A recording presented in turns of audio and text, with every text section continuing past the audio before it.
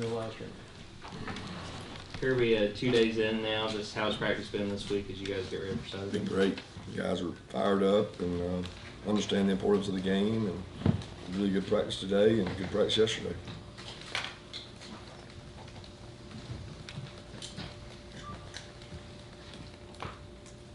Yeah, we're going to talk to Chris tonight, and with Saturday being his last home game, as someone who played safety at Georgia, what has impressed you the most about the way he has grown and matured and grown into that position for you guys? Just his toughness and his leadership. He was always a competitor, a great kid, comes from a great family, great high school background, played corner, played everything we asked. I mean, if anything, he's grown as a leader. He's had a very he's probably had some anger management moments where he's gotten really upset out on the field, and he's matured so much. I can still remember him trying to fight guys at practice because I made him run one day for other guys' academic problems, and he was ready to kill somebody. And he's just gotten so much more mature since being here, and just such a great leader. So thankful that he came back. Coach touched on this yesterday, but we talk about reminding your players about this rivalry and everything. Did you get some of your assistants, guys like Bobo, maybe Will, to talk about their experiences in this rivalry, so just something you just kind of do yourself? Not really. I mean, I thought about letting guys share, but most of the guys here that were share were here while I was here, and we've shared some videos, some history, some video footage, and that kind of thing. But I don't know if kids care about that. I really don't. They everything is relative to them.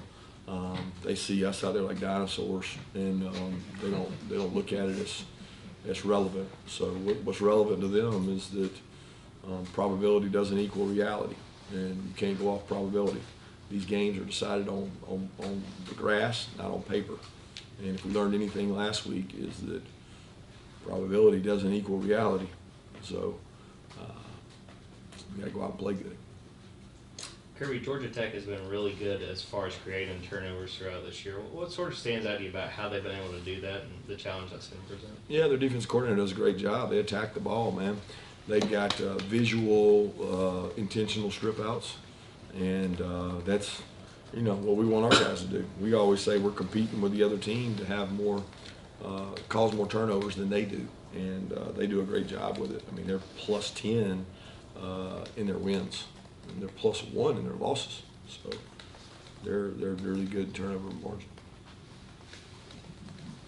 Nowadays, these things are kind of moving more than ever. Have you got a count at this point yet, since the last time I see you, in terms of number of seniors that are going to participate on No clue. Saturday? You have any idea?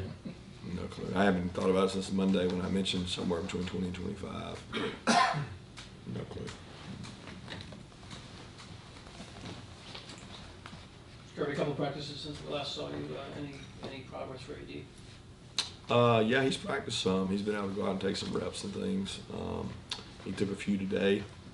I wouldn't say that he's 100%, or I don't even know that I would say he's close to playing, but he's done more this week than he's done any other week. So he's closer than he's ever been. So I'm hopeful.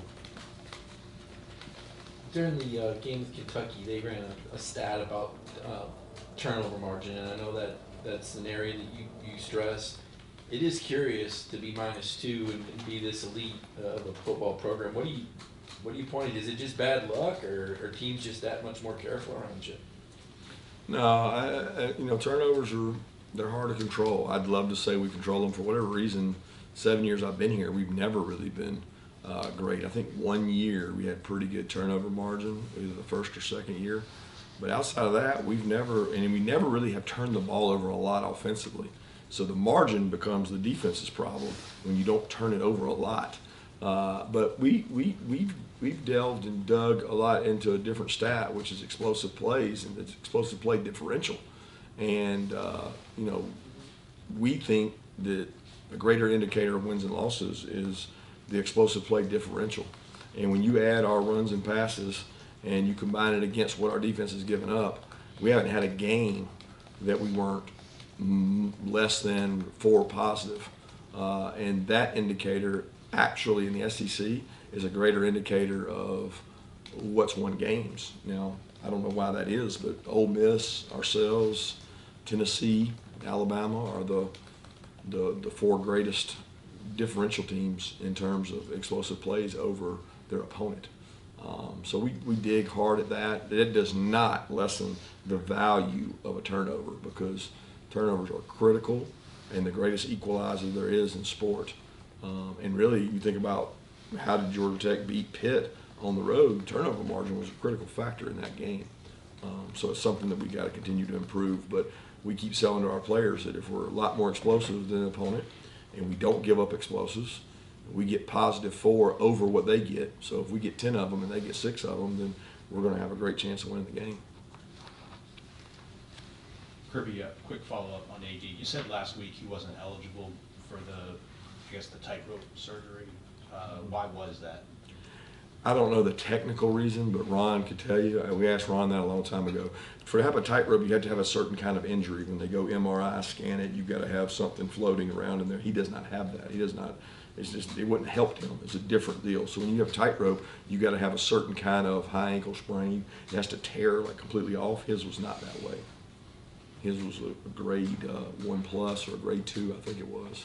And you got to have worse than that in order to get the tightrope. When he originally did it after the Stanford game, not after all when he tried. Well, there's to no come back. difference between the two MRIs. So there's never anything seen between the first MRI and the second MRI that showed there was any more damage. It bothered him more. He felt like he tweaked it, but there was no shown damage or shown anything in there from the second time they MRI'd it. So there was never a tightrope opportunity from either time. Has Tate been able to get back from that injury? Yeah, Tate's practiced every day, but Tate practiced last week every day. So it's going to be a matter of how much he can play.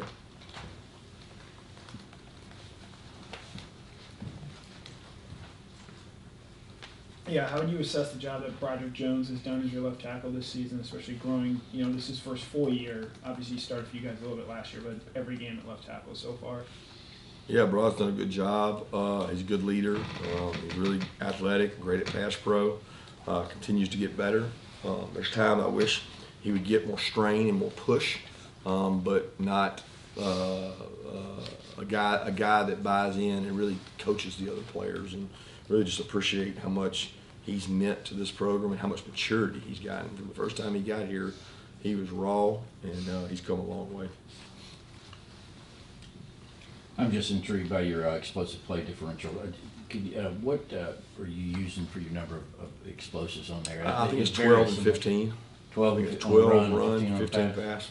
Might be 17 pass. I forget. We got a analyst in here that does it, and we do a chart for every game, every team in the SEC, and it shows how many wins and losses they have based on explosive play differential. And I want to say it's like 45-4 if you win the explosive play differential, where the turnover margin is not 45-4.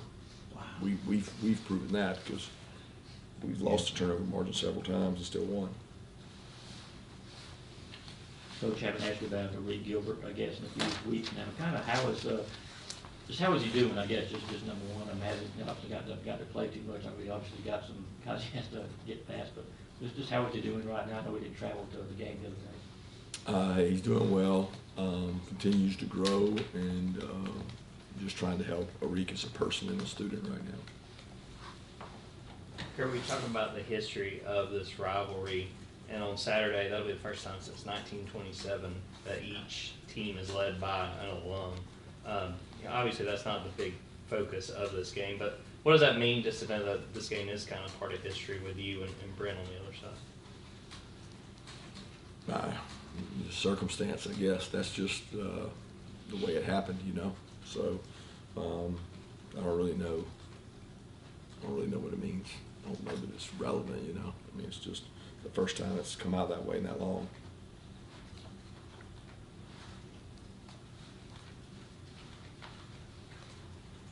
Kirby, you're talking about probabilities. I'm not sure if you're talking about probability that, analytics say Georgia Tech, or the probability to make the playoffs. Is that kind of stuff that you don't want your players to see or hear about? No, I don't control that. Probability is all that stuff that's out there, the noise, the people that think that a team's not, why is Michigan favored by 20-something, and then they're in a tight ball game? Why is Ohio State favored by whatever they're favored by? Why is Florida favored by whatever? Why is UCF favored by whatever? Why is Tennessee favored by whatever? And then it changes. It's not reality. It's what some person in Vegas or some person sitting in this room thinks. Probability doesn't equal reality, right? Reality is what you do on the field, and you control that by how you prepare. So I'm a lot more worried about preparation than I am probability. Between transfer portal, NIL, constant recruiting, talking to us, it seems like there's a lot of detractions with being a head coach and all the stress that comes with it. What do you love about your job? I love the relationship I have with my players. I love the opportunity to see a guy go from freshman that doesn't know what he's doing, like Lewis Seen, to a first-round pick. An opportunity for a guy like James Cook, who gave everything he had at this university to go and become an NFL player, and an opportunity for a walk-on like Dan Jackson to come here and live his dream and go play for UGA. That's why I do what I do, not really anything else.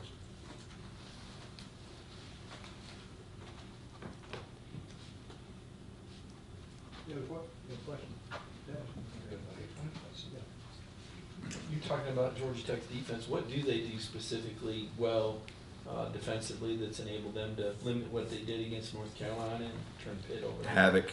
I mean, they cause havoc. They stunt, they move people, they fire people, they blitz people, and they cause turnovers. They play really hard. They bought into Coach Thacker and what he believes in, and they're playing really hard. They're athletic. They move around a lot and do a good job.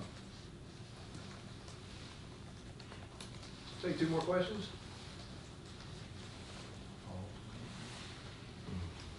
I'll just follow up with Coach Key. Talking with him today, he mentioned you guys going way back, spending time on the recruiting trail. I mean, did he always strike you as the kind of guy that would, you know, be a head coach like you in terms of what you knew about him and how he carried himself in leads? Oh yeah, he's got great leadership quality. He played under what I think of as one of the best staffs that's been around when he played there. You know, it was George O'Leary. I mean, he had, you know, the job that he did there goes unrecognized, and it was during some of the time that I was playing here. He had some of the best Georgia Tech teams there were. They were so physical, so competitive, and I think Brent playing under him shaped him into who he is and who he's become as a coach. And what a tremendous job he did, and now Brent's doing. Brent's been a good football coach and a good recruiter for a long time, and he still will be. I don't know where he'll end up. I don't know if he'll end up there or somewhere else, but he's going to be a good football coach regardless of where he is. Kirby, Coach Munkin's up as one of the nominees for the Broyles Award. What has stood out to you about the job he's done as far as offensive coordinator this season? Yeah, he's been incredibly innovative with our offense. When you think about a guy that's had, you know, I don't know, arguably one of our best wideouts out the entire year, and to do what he's done, he's had running backs banged up, he's had guys in and out of the lineup at receiver, and still do it the way he's done it, you know, and what he's done with Stetson and his ability. You know, I think offensively our numbers kind of speak for themselves, especially when you play in the league we play in, which is a tough, really physical league. He's done a tremendous job, and he recreates it each and every week. And I think if you polled the coaches he plays against, they'd be the first to tell you he's really hard to prepare for because there's run and pass involved, and he does it with an NFL style that kids like to play for. So, you know, the fact he's up for that award, I can't think there'd be anybody better to win that with what he's done offensively, especially with what he's had to work with. Thank you.